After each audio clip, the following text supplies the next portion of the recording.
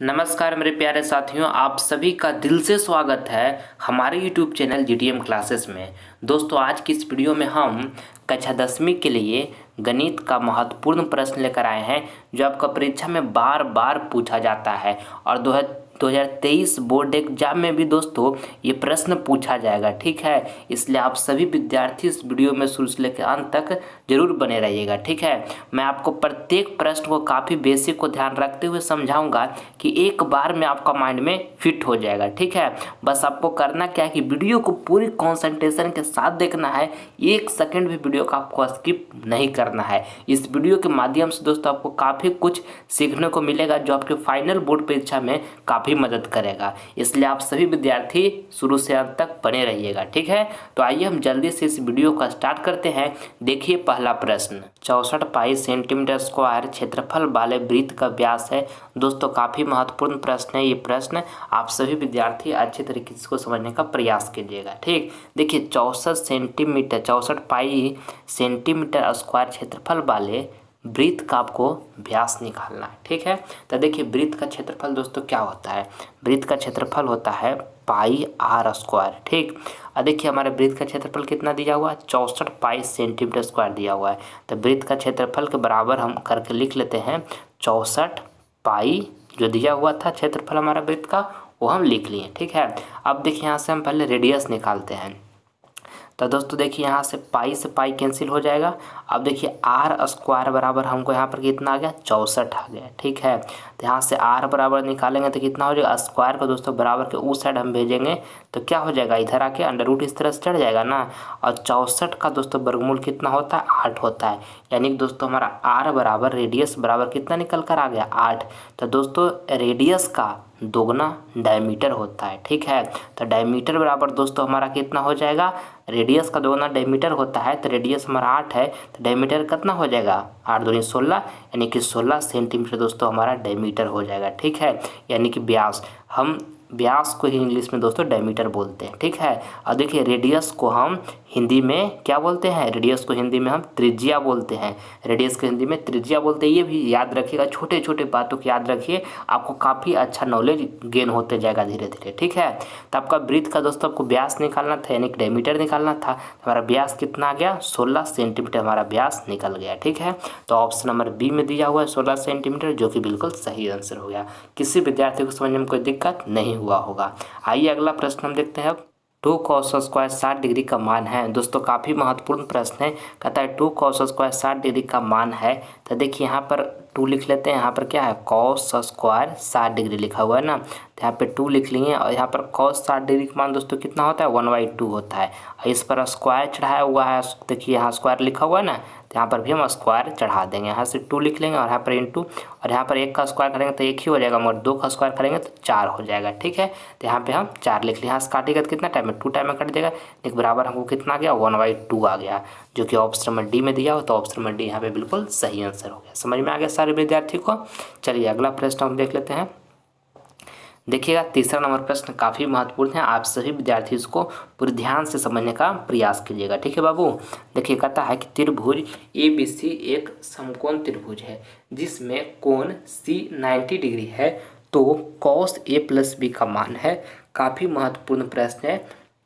एक आपको ABC त्रिभुज दिया हुआ है जो एक समकोण त्रिभुज है जिसमें कोण C 90 डिग्री दिया हुआ है और cos A + B का आपको मान निकालना है। ठीक है, समझ गए। तो देखिए पहले हम आपके सामने यहाँ पे समकोण त्रिभुज चमचमाता हुआ इस तरह से बना लेते हैं, राइट एंगल ट्रायंगल बन गया। अब इसका हम नाम दे देते हैं, तो यहाँ पे दे देते हैं कि A है, यहाँ पे C दे देते हैं, यहाँ पर क्या B दे देते हैं। ठीक है, ये हमारा ABC एक समकोण त्रिभुज हो गया जिसमें कोण C 90 डिग्री, यानी कि कोण C जो है दोस्तों हमारा कितना है, 90 डिग्री है। समझ गए। और cos A + B का आपको मान निकालना है।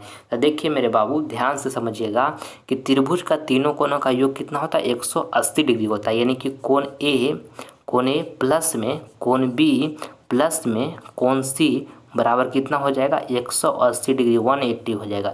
तीनों कोणों का योग दोस्तों, त्रिभुज का तीनों कोणों का योग 180 डिग्री होता है। ठीक है, देखिए कोण C हमको 90 डिग्री दिया हुआ है। ठीक है, कोण C कितना दिया हुआ है, 90 डिग्री दिया हुआ है। तो यहाँ से हम कोण A प्लस कोण बी लिखेंगे और कोण सी कितना दिया और 90 डिग्री, तो यहाँ पे 90 डिग्री लिख देंगे और बराबर में कितना 180 डिग्री। ठीक है, कोई दिक्कत। अब यहाँ से कोण ए प्लस में क्या लिखेंगे कोण बी। और देखिए 90 दोस्तों यहाँ पे जो लिखा हुआ है बराबर के उस साइड हम भेज देंगे तो क्या 180 माइनस 90 हो जाएगा ना।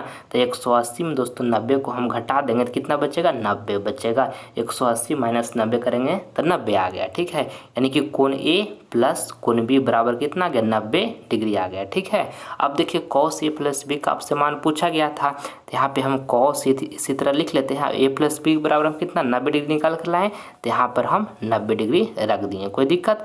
अब दोस्तों कॉस 90 डिग्री का मान कितना होता है 0 होता है, यानी कि दोस्तों हमको यहाँ से आंसर पता चल गया कि हमको कॉस ए प्लस बी का मान था, तब कॉस ए इसी तरह से लिख दिया, ए प्लस बी की जगह पर 90 डिग्री लिख दिए तो कॉस 90 डिग्री का मान कितना हो गया 0 हो गया। तो हमारा इसका right answer option number A हो जाएगा। समझने में किसी विद्यार्थी को कोई दिक्कत नहीं हुआ होगा बाबू, अच्छे तरीके से समझ गए होंगे। ठीक है, ए प्लस बी का हम यहाँ पर मान निकालिए 90 डिग्री आ गया और ए प्लस बी का यहाँ से हमको मान धर दिए तो यहाँ से कॉस 90 डिग्री बराबर 0 आ गया। तो हमका ऑप्शन नंबर ए यहाँ पे बिल्कुल सही आंसर हो गया। कोण ए दोस्तों हमारा कितना डिग्री मान है या कोण बी कितना डिग्री मान है ये हमको मालूम नहीं है, मगर कोण ए और कोण बी दोनों का जो योग है वो 90 डिग्री है, ये हमको पता चल गया, जिसके कारण हम दोस्तों इस प्रश्न को आसानीपूर्वक सोल्व कर लिए। ठीक है, चलिए आगे बढ़ते हैं। अब देखिएगा चौथा नंबर प्रश्न यहाँ पे कहता है कि असंभव घटना की प्रायिकता होती है। दोस्तों काफ़ी महत्वपूर्ण प्रश्न है, आपको बताना है कि असंभव घटना की प्रायिकता होती है तो 0 होता है, आपको इसको याद रखना है। ऑप्शन नंबर यहाँ पे सी जो होगा बिल्कुल सही आंसर हो गया।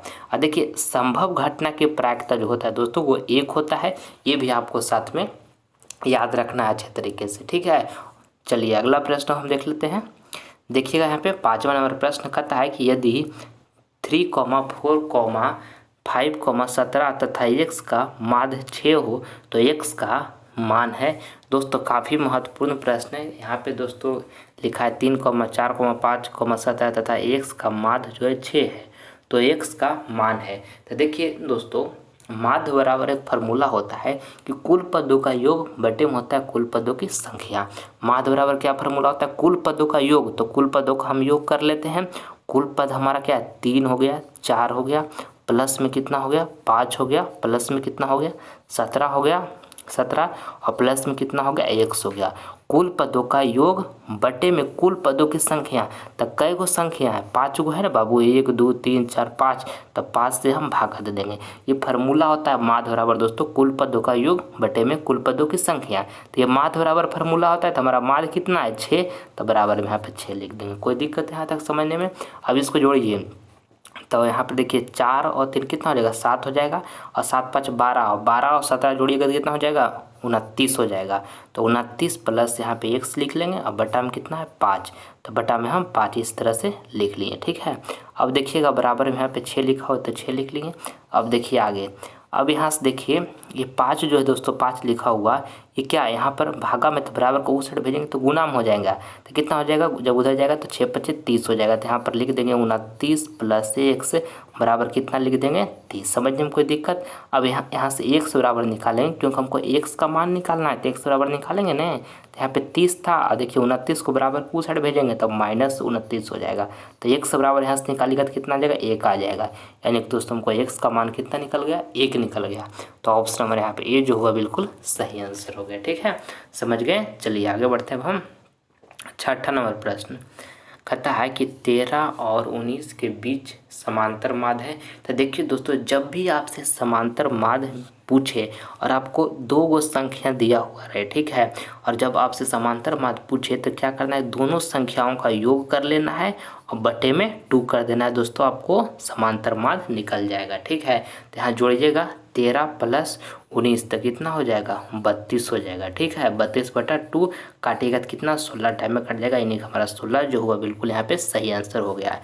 13 और 19 के बीच का समांतर माध्य कितना आ गया 16 आ गया। ठीक है, समझ गए। चलिए आगे बढ़ते हैं अब हम। देखिएगा 7वां नंबर प्रश्न कहता है यदि किसी घनाभ की लंबाई l चौड़ाई b तथा ऊंचाई h हो तो घनाभ का आयतन है। दोस्तों घनाभ का आयतन क्या होता है LBH होता है, यानी कि लंबाई गुने चौड़ाई गुने ऊंचाई। ये दोस्तों हमारा घनाभ का आयतन होता है, आपको इसको याद रखना है। ऑप्शन नंबर ए जो होगा हमारे यहाँ पे बिल्कुल सही आंसर हो गया। ठीक है, चलिए अगला प्रश्न हम देखते हैं। देखिएगा 8वां नंबर प्रश्न काफ़ी शानदार प्रश्न है। आपको काफ़ी बेसिक के ध्यान रखते हुए मैं बताऊंगा, ध्यान से समझने का सारे विद्यार्थी प्रयास कीजिएगा। ठीक है, देखिए कहता है प्रश्न कि एक समबाहु त्रिभुज ABC की एक भुजा 12 सेंटीमीटर हो तो इसकी ऊंचाई होगी। दोस्तों एक समबाहु त्रिभुज ABC की एक भुजा 12 सेंटीमीटर दिया हुआ है तो इसका ऊंचाई आपसे पूछा गया है। ठीक है, एक समबाहु त्रिभुज ABC है दोस्तों, उसका एक भुजा 12 सेंटीमीटर दे दिया है और इसका ऊंचाई आपको निकालना है। ठीक है, तो देखिए यहाँ पे दोस्तों हम एक चमचमाता हुआ आपके सामने समबाहु त्रिभुज पहले बनाते हैं। ठीक है, तो देखिए इस तरह से हमारा ये समबाहु त्रिभुज मान लीजिए कि हमारा ये क्या है, समबाहु त्रिभुज है। यहाँ नाम दे देते हैं, ए हो गया, बी हो गया और यहाँ पे सी हो गया। और सबसे ज़रूरी बात समझने का प्रयास कीजिएगा कि समबाहु त्रिभुज का दोस्तों तीनों भुजा आपस में बराबर होता है। ठीक है, समबाहु त्रिभुज का दोस्तों तीनों भुजा जो होता है आपस में बराबर होता है। तो एक भुजा दोस्तों हमको 12 सेंटीमीटर दे दिया गया है तो दूसरा भुजा भी 12 सेंटीमीटर हो जाएगा और तीसरा भुजा भी 12 सेंटीमीटर हो जाएगा। समझ गए, कोई दिक्कत? अब देखिए इसका ऊंचाई निकालना है तो यहाँ से दोस्तों हम लंब डाल देते हैं, ये लंब डाल दिए इस तरह से। अब देखिए यहाँ से दोस्तों यहाँ तक लेकर हमको 12 था। ठीक है, मगर जब यहाँ से लंब डाले तो ये वाला 6 हो गया, ये वाला 6 हो गया। ठीक है, इस तरह से हम यहाँ पे लंब डाल दिए। कोई दिक्कत है यहाँ तक समझने में? अब हमको ऊंचाई निकालना है दोस्तों, यानी कि जो हम लंब डाले हैं ये हमको निकालना है। इसी को हम इस समबाहु त्रिभुज का क्या है, ऊंचाई है। तो अब देखिएगा यहाँ से हम लंब निकालते हैं तो देखिए पाइथागोरस परिमेय जानते हैं दोस्तों, पाइथागोरस परिमेय क्या होता है देखिए समझिएगा। पाइथागोरस परिमेय होता है एच स्क्वायर बराबर पी स्क्वायर प्लस में बी स्क्वायर होता है। ठीक है, तो देखिए यहाँ पर दोस्तों, यहाँ पर जो हमारा ये 12 है वो क्या है, हाइपोटेनस है, क्योंकि 90 डिग्री के सामने वाला दोस्तों हाइपोटेनस होता है ना। तो यहाँ पे जो हमारा दोस्तों 12 लिखा हुआ है वो क्या है, हाइपोटेनस है। तो यहाँ पर हम दोस्तों एच यानी कि 12 है तो 12 का स्क्वायर करेंगे कितना हो जाएगा, 144 हो जाएगा। कोई दिक्कत है यहाँ तक? और यहाँ से देखिए बराबर, और दोस्तों हमको पी यानी कि पी ये दोस्तों जो लंब डाले तो ये तो हमको निकालना है, यही ना समबाहु त्रिभुज का ऊंचाई है, तो इसको हम इसी तरह से लिख देंगे। ठीक है, और देखिए बी, तो बी कितना है दोस्तों हमारा 6 है, तो यहाँ पे 6 का स्क्वायर करेंगे तो कितना हो जाएगा, 36 हो जाएगा, तो 36 लिख देंगे। ठीक है, अब देखिए यहाँ पे 144 लिखा हुआ है, यहाँ पे 36 लिखा हुआ है। तो जब 36 को बराबर के इस साइड भेजेंगे तो माइनस में आ जाएगा ना, तो 144 माइनस 36 कीजिएगा तो कितना हो जाएगा, 108 हो जाएगा। 144 माइनस 36 करेंगे तो 108 हो जाएगा। तो पी स्क्वायर बराबर हमको इतना आ गया। ठीक है, अब यहाँ से पी बराबर दोस्तों हम निकालेंगे तो क्या हो जाएगा, पी बराबर निकालिएगा तो 108 का यहाँ पे दोस्तों अंडर रूट इस तरह से चढ़ जाएगा। ठीक है, समझे, अंडर रूट इस तरह चढ़ जाएगा ना। अब देखिएगा यहाँ से आगे समझने का, थोड़ा सा इसको इधर कर देते हैं। देखिए समझिए यहाँ तक हो गया। अब यहाँ से दोस्तों आगे करेंगे तो p बराबर यहाँ से निकालिएगा तो यहाँ पर 108 लिखा हो, तो 108 को क्या हम दोस्तों इस तरह से लिख सकते हैं, 36 गुने के 3 तो 108 हो जाएगा, गुना करेंगे और इस तरह से अंडर रूट चढ़ा हुआ है। तो p बराबर यहाँ से निकालिएगा तो क्या हो जाएगा, यहाँ पर 36 का किसका वर्गमूल है, 6 का, तो यहाँ 6 लिख देंगे और यहाँ पर अंडर रूट 3 इसी तरह से रह जाएगा। यानी कि दोस्तों हमको p बराबर कितना आ गया, 6 इंटू अंडर रूट 3 सेंटीमीटर। यानी कि दोस्तों हमको जो समबाहु त्रिभुज का ऊंचाई निकल कर आया वो निकल कर आ गया 6 इंटू अंडर रूट 3 सेंटीमीटर, जो कि ऑप्शन नंबर बी में दिया हुआ है। तो ऑप्शन नंबर बी यहाँ पर हमारा बिल्कुल सही आंसर हो गया। ठीक है, सारे विद्यार्थियों को अच्छे तरीके से समझ में आ गया होगा।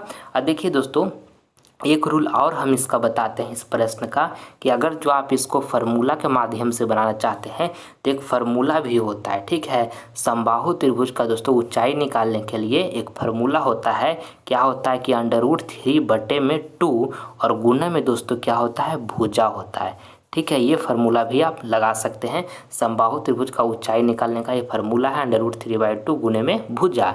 तो यहाँ पर देखिए अंडर रूट 3 लिख दिए और बटा में यहाँ पर 2 लिख दिए और भुजा कितना 12 सेंटीमीटर दिया हुआ था तो 12 लिख दिए। यहाँ से काटेंगे तो कितना 6 टाइम में कट जाएगा, यानी कि कितना हो गया 6 और इंटू में कितना हो गया अंडर रूट 3 सेंटीमीटर। ये भी दोस्तों हम यहाँ पर ऊंचाई निकल कर आ गया ना 6 इंटू अंडर रूट 3 सेंटीमीटर। तो ये दोस्तों फार्मूला के माध्यम से बनाएं और वहाँ पर हम पूरे आपको बेसिक से समझाएं। ठीक है, तो पर भी यहाँ पे ऑप्शन बी ही हमारा 6 इंटू में अंडर रूट 3 सेंटीमीटर सही हुआ। ठीक है, ये फार्मूला भी आप लगा सकते हैं। जो आपको अच्छा लगता है वो आप उपयोग कीजिएगा एग्जाम में, ठीक है। चलिए आगे बढ़ते हैं हम जल्दी से। देखिए 9वां प्रश्न देखिएगा, जल्दी जल्दी देखिए बाबू।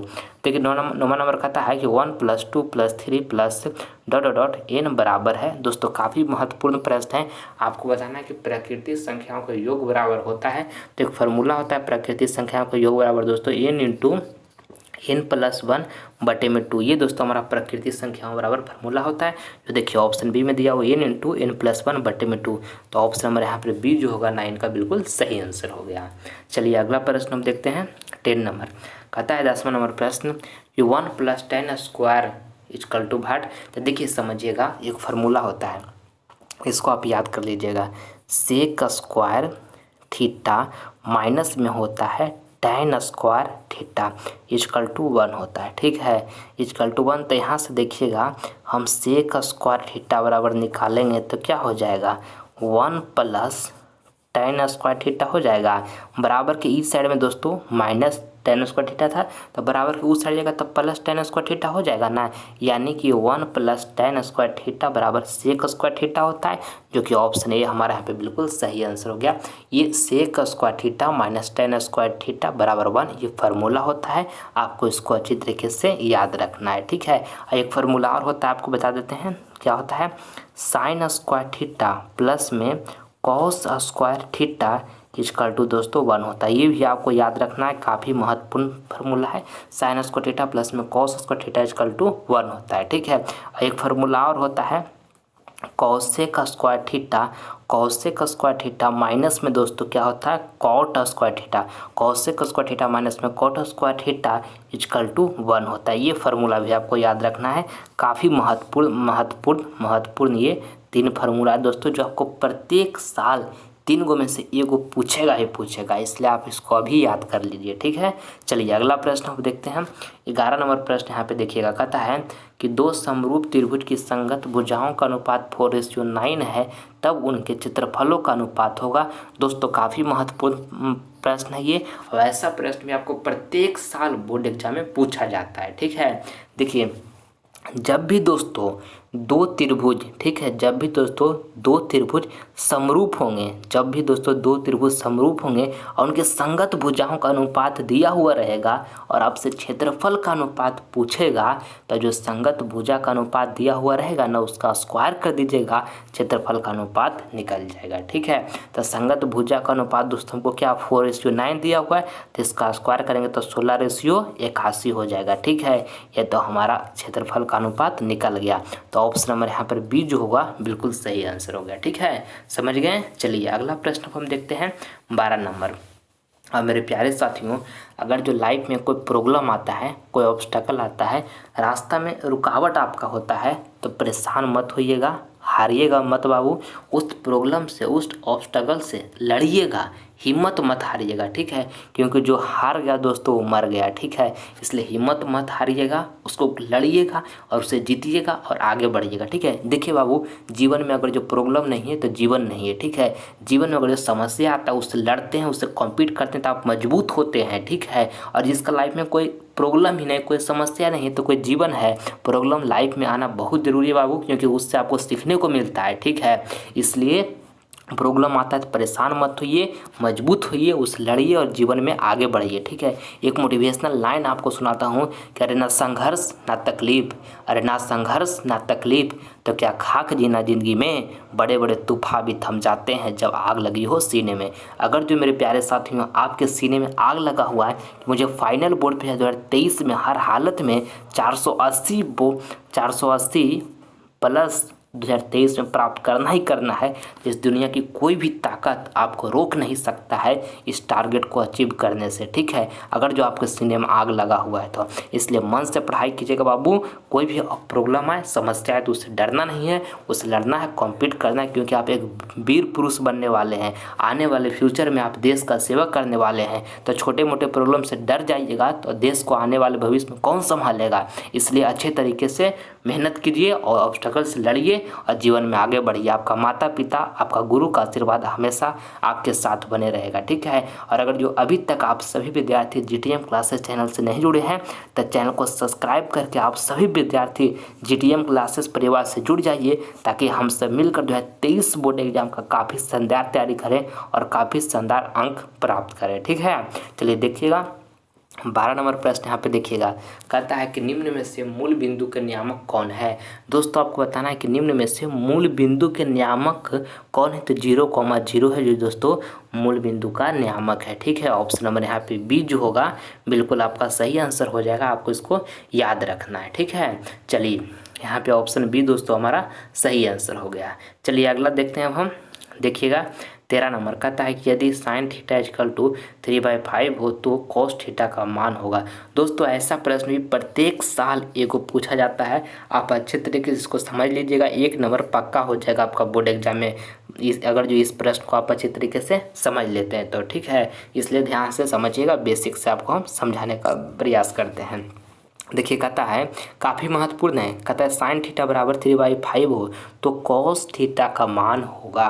तो देखिए दोस्तों आपको साइन थीटा बराबर 3/5 दिया हुआ और कॉस थीटा का आपका मान क्या होगा ये आपको बताना है। तो साइन थीटा बराबर दोस्तों हमारा फार्मूला जो होता है वो क्या होता है, P/H होता है। तो P/H लिख लेते हैं, बराबर में कितना दिया हुआ है 3/5, तो 3/5 लिख लेते हैं। और दोस्तों देखिए आपको कॉस थीटा बराबर दोस्तों आपको निकालना है, ठीक ना।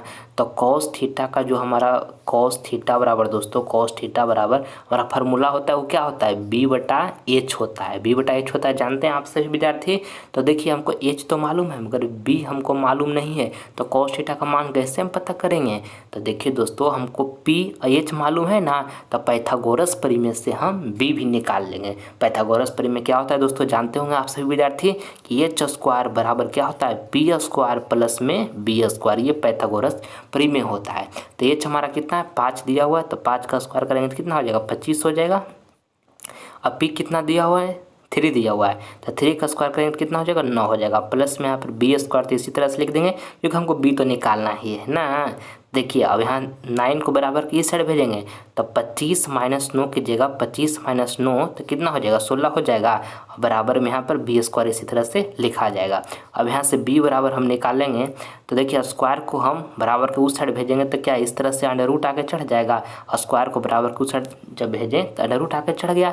तो हम यहाँ से B बराबर निकालेंगे तो 16 का वर्गमूल कितना होता है 4 होता है, यानी कि दोस्तों हमको B बराबर कितना निकल कर आ गया 4 निकल कर आ गया। और आपको कॉस थीटा पूछा गया था कि कॉस थीटा बराबर क्या हो जाएगा, तो देखिए हमको B कितना निकल कर आ गया 4 निकल कर आ गया, और H तो हमको पहले से मालूम है ये था कि 5 है, तो यहाँ पर 5 लिख दें, यानी कि कॉस थीटा बराबर दोस्तों कितना निकल कर आ गया 4/5 निकल कर आ गया, जो कि ऑप्शन नंबर ए में दिया हुआ है। तो ऑप्शन नंबर ए यहाँ पर बिल्कुल सही आंसर हो गया, समझ गए। चलिए अगला प्रश्न हम देखते हैं 14 नंबर देखिएगा, कहता है कि सबसे छोटी अभाज्य संख्या और छोटी सॉरी दोस्तों पहले भाज्य लिखा हुआ है, सबसे छोटी भाज्य संख्या और छोटी अभाज्य संख्या का मस्सा कितना होगा।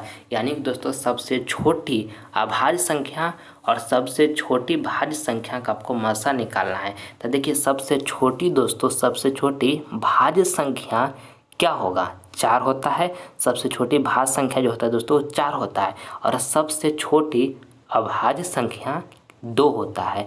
इसका आपको मस्सा निकालना है, तो मस्सा निकालिएगा तो 2 यहाँ लिखिएगा, यहाँ पे 4 लिखिएगा, तो 2 का 2 दूनी के 4, यहाँ से कट जाएगा तो हमारा CF कितना हो जाएगा 2 हो जाएगा ना 2 बाबू। ऑप्शन नंबर बी यहाँ पर हमारा बिल्कुल सही हो गया, ठीक है, समझ गए। चलिए आगे बढ़ते हैं हम, देखिएगा 15 नंबर प्रश्न यहाँ पे कहता है कि यदि बहुपद Px बराबर x² प्लस 7x प्लस 10 के शून्यंक अल्फा बीटा हो तो अल्फा इंटू बीटा का मान होगा। काफ़ी महत्वपूर्ण प्रश्न है दोस्तों। आपको देखिए यहाँ पर बहुपद दे दिया गया है x² प्लस 7x प्लस 10 के शून्यंक अल्फा बीटा है, तो अल्फा इंटू बीटा का मान होगा, अल्फा इंटू बीटा निकालना है। तो अल्फा इंटू बीटा बराबर फार्मूला क्या होता है, C/A होता है। आपको इसको याद रखना है। अब देखिए एक्स स्क्वायर के आगे जो कोफिशिएंट होता है दोस्तों वो A होता है, और एक्स के आगे जो कोफिशिएंट होता है वो B होता है, और जो कांस्टेंट में होता है वो C होता है। ठीक है, तो देखिए अल्फा इंटू बीटा हमको यहाँ से निकालना है। तो C दोस्तों कितना हमारा 10 है, तो यहाँ पे हम 10 लिख देंगे।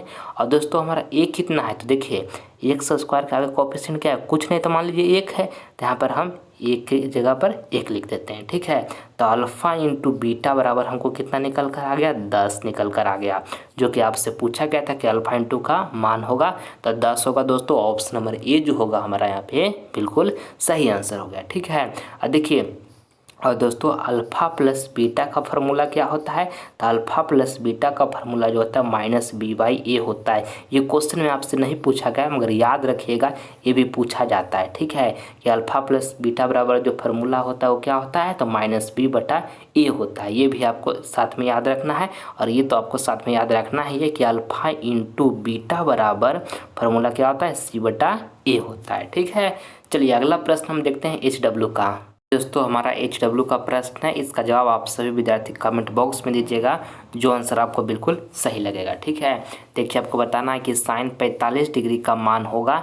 ऑप्शन ए में लिखा हुआ 1/2, बी में लिखा हुआ √3, और सी में लिखा हुआ 1/√2, और डी में लिखा हुआ 0। तो जो ऑप्शन सही लगे जवाब जरूर दीजिएगा आप सभी विद्यार्थी का हम कमेंट का रिप्लाई देंगे। ठीक है, और दोस्तों सच में अगर इस वीडियो के माध्यम से आपको कुछ सीखने को मिला है तो आप सभी विद्यार्थी दिल से इस वीडियो को लाइक करें। ठीक है, और ज़्यादा से ज़्यादा बाबू इस वीडियो को अपने फ्रेंड के पास भी शेयर करें, ताकि आपका फ्रेंड भी कुछ नॉलेज मैथ में इस वीडियो के माध्यम से ग्रहण कर सके। ठीक है, और जो अभी तक आप सभी विद्यार्थी GTM क्लासेस परिवार से नहीं जुड़े हैं तो चैनल को सब्सक्राइब करके फटाफट आप सभी विद्यार्थी GTM क्लासेस परिवार से जुड़िए। इससे आपको फ़ायदा क्या होगा कि लाइव क्लास का नोटिफिकेशन सबसे पहले आपको ही मिलेगा। ठीक है, और मन से पढ़ाई कीजिएगा बाबू, हर हालत में 480 प्लस मार्क्स बोर्ड एग्जाम में प्राप्त करना है। कोई भी प्रॉब्लम आता है, कोई भी समस्या लाइफ में आता है तो उससे लड़िए, हिम्मत हारिए मत। अगर जो आप अच्छे से मेहनत कर रहे हैं तो जरूर एक दिन आपको 480 प्लस मार्क्स का जो टारगेट रखे हैं वो दोस्तों आपको प्राप्त होगा। ठीक है, आप सभी विद्यार्थी से हम अगले वीडियोस में मिलेंगे। तब तक अपना ध्यान रखिएगा और अच्छे तरीके से पढ़ाई करते रहिएगा। जय हिंद, जय भारत।